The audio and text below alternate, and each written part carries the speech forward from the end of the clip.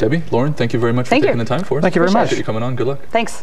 We're going to be right back. Our first executive profile will be OBryant of ProLingua. Stick around. We'll be right back. Are you experiencing chronic widespread muscle pain? Use Channel 5 plus Channel 50. This is Governor Phil Bredesen. With today's unusually high energy price. Welcome back to Nashville Business This Week. We move on to the first of our 2 executive profiles of this week. OBryant joins us. She's president of ProLingua here in Nashville. Ellen, welcome. Thank you very much. Glad you could come on. ProLingua sounds linguistic already. Tell us a little bit about how it got started and how you got the idea. It is. My business partner and I had both lived overseas. I had worked in China, she'd worked in Brazil, and we'd seen a lot of the international community grow here in Nashville. We saw a real need for help for employers. There were a lot of social services to help families and individuals, but no one really addressing the issues at the workplace in terms of safety and productivity, hiring, and communication. Yeah. And when was this? This is 2000. 2000, okay. We started in 2000. So, kind of the big trend of immigration and multinationalization of the workforce is already going on at the time. Absolutely, and it's continued to grow strongly in the last 5 years as well. Yeah. What types of companies do you work with mostly? Primarily we work with construction, manufacturing, and service industries. That tends to be where many people hire immigrant and refugee employees who have limited English skills, and they really need the most help. Yeah, yeah. And walk us through the process. How, obviously, a company calls you up, or maybe you call them up and say, we can help you. Here's how we do it. Absolutely. We've developed a process based on our experience called the 7 Elements. What it does is start with analyzing where language barriers are really affecting the business. So we look at the different business systems in terms of quality, safety, productivity, where are the language barriers costing money or causing problems, and then we work at finding the best solutions to address those and measure the results to make sure that the company is really reaching the long and short-term goals that they've set. Okay, okay. And what's the time frame? Are we talking a couple of weeks, a couple of months?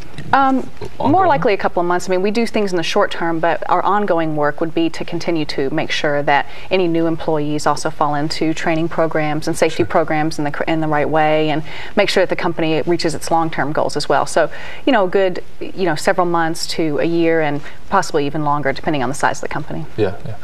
I would think that dealing with languages and some of the issues that arise, there are probably some pretty funny scenarios that you've run into over the years. Can you think of a couple? Absolutely. Sorry, you've stumped me for momentarily. Right. A couple that are good for the show. That we have to bleep them out. Oh, sure.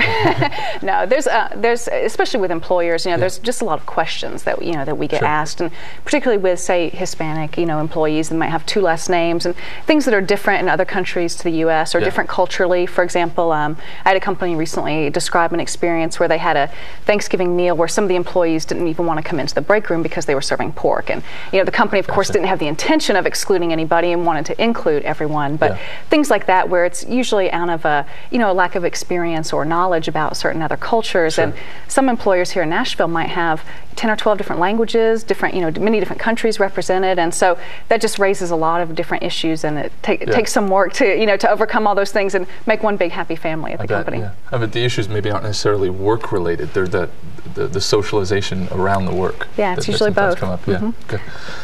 You've been around here for now 5 or 6 years. You mentioned before we came on the show that you've also got some national plans, some regional plans. Tell us a little bit about those. Yeah, absolutely. As we've started to expand, here in Middle Tennessee isn't the only place that we've seen a strong growth of immigrant and refugees, and we're starting to expand regionally and then looking at nationally. We have some national conferences that we'll be presenting some education at, and we really know that there's a lot of companies nationwide that can use our help and that we can certainly address as the immigrant population continues to grow in different areas than have been historically the strong growth areas.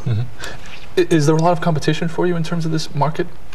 Not doing what we do. There's a lot of people who do some similar services such as translation or who help individuals or families with social services, but we really started this business because we wanted to have a niche with helping employers and businesses.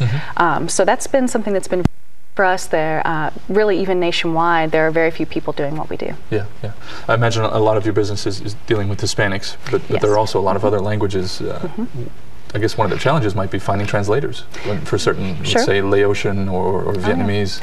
We get our top languages that we get requested are Arabic, Spanish, Vietnamese, Laotian, Kurdish. Of course, here in Nashville, we have so many different people. I think there's close to 100 languages spoken in Nashville public schools alone. So we have a great network of people that we work with on a project-by-project basis, and we can help anyone with just about any language. Okay. And is that how you're set up mostly with you and your partner, and then you bring in people on Yes, we use a lot projects? of subcontractors, especially for the less common languages that we don't get requested as often. We can't necessarily afford to have someone of every language on staff at all times, but we use a system of subcontractors who are native fluent and who are experts in translation, interpretation, language training, the different areas that we need depending on the needs of the project. Excellent. Well, you're doing great work, Ellen. I appreciate you coming on. Thank you so much for having me, Geert. Thanks. All right, stick around. We're going to be right back. David Trainer of New Constructs will join us. This Storm Target 5 Weather Center update is brought to you by the Health Connection on NewsChannel5.com.